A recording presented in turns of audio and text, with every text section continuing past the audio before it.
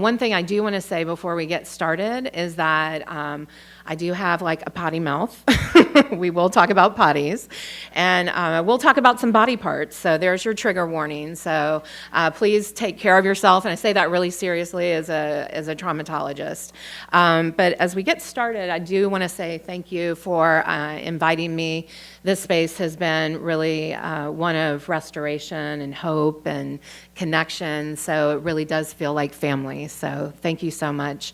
And for the last few years, every single presentation or talk or any interaction I have with folks, I dedicate to 3 people in my life who are not here anymore. And I always get emotional when I talk about it, because I think when you do this work, as we heard from Janet Helms earlier today, I mean, people die.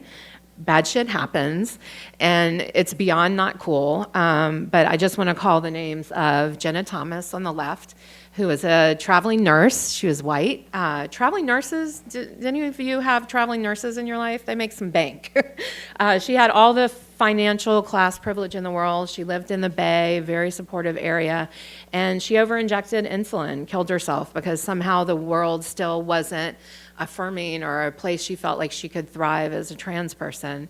And the middle is Assam Sadiki, Muslim, South Asian, grew up in Montgomery, Alabama, and really just had to fight so hard to affirm his gender and his sexual orientation.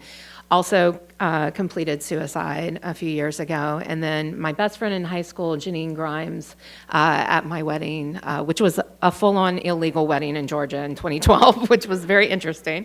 But I don't know what gender pronouns Janine would use today, but I do know as we went to high school together and kind of grew up together.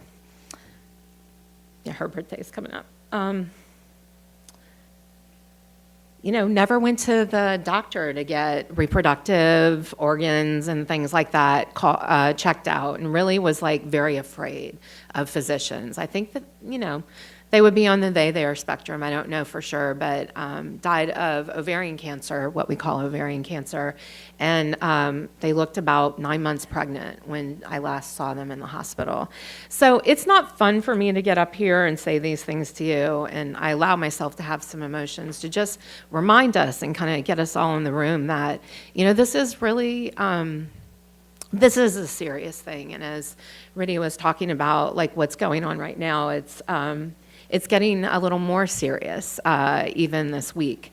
So I guess what I'll say about Jenna, Janine, and Assam is that this time that we spend together, I'd like to dedicate to them. So this one's for you. Where we're going to go today in our short amount of time is to look at some current and historical perspectives around trans lives and gender in general. I am a super fan of the top 10 list, so you will leave here with a top 10 list of things that I kind of think maybe incorporate trans, not only counseling from a liberatory perspective, but gender liberation in general. And that's informed by the multicultural competencies, awareness, knowledge, and skills. And if you haven't seen them, a few folks and we revised the very significant multicultural competencies that I've used my whole life, feels like. We added to that triad of awareness, knowledge, and skills, and added action. So the American Counseling Association, we revised the multicultural counseling competencies there. And then I've really fought for affirmative counseling and counseling and psychology, but the whole time I was doing it, I felt completely out of integrity and out of congruence, because I'd always been dreaming of this liberatory place. So, I just kind of share that because I think when we do social justice work, sometimes we're in the in-between where it's like, what am I doing and why am I doing this? But somehow we know it's important and we're dreaming of another place.